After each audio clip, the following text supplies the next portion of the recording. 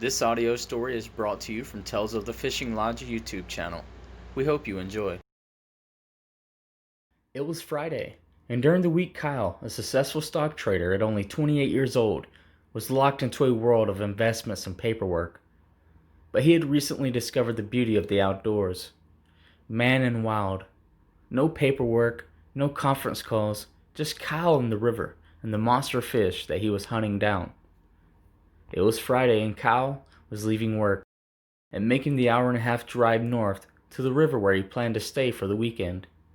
It was mid-October and the weather was perfect. The crisp, fresh air was a sign that Kyle was no longer in the city. Kyle was alone. That was the way he preferred it. He enjoyed the music of the birds, the frogs, and the crickets more than the conversation during his time out here in the wild. He finally reached the area of the river known as Backbone Point. One side was a large rock cliff that gradually sloped into the clear river below. It was the perfect spot for Kyle to launch his kayak.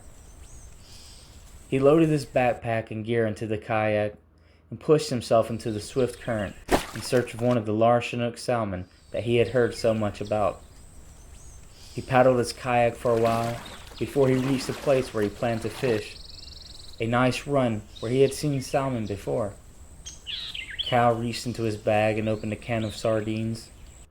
The smell of the canned fish was not Kyle's favorite, but the salmon loved it. He pulled his lure from his bag and tied the sardine underneath the bottom side, a technique that locals had told him about. He had never tried it for himself, but had seen and heard about how effective it was. He couldn't wait to try it and reel in a big salmon for himself. Kyle anchored out and began to fish, waiting for the salmon to come. He waited and waited, and nothing happened. It was now almost dark, and Kyle was beginning to feel defeated. He reeled in his plug and started to head back to where he planned to camp for the night. Kyle was upset. He began to question his approach and wondered if he had been fishing the bait correctly.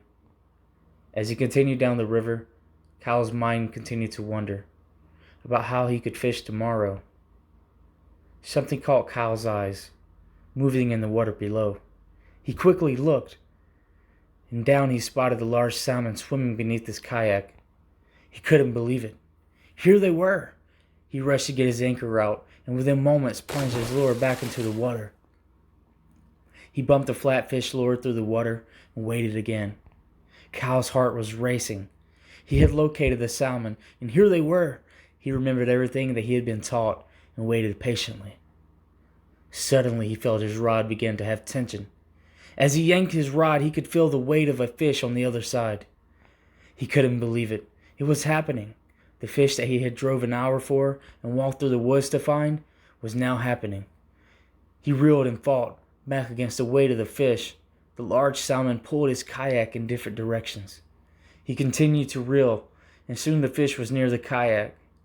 He flipped and fought again, but Kyle had managed to get his net and wrap it around the fish. As Kyle pulled the fish onto the kayak, he couldn't believe just how large it was. He guessed it weighed just under 30 pounds. It was all worth it to Kyle. The long hike into the woods, with his kayak dragging behind, it was a lot of work, but Kyle enjoyed it. Kyle had made a lot of money back in Seattle. He had settled some big business deals, but nothing compared to the feeling that he'd felt as he reeled in this large salmon. He had battled nature and won.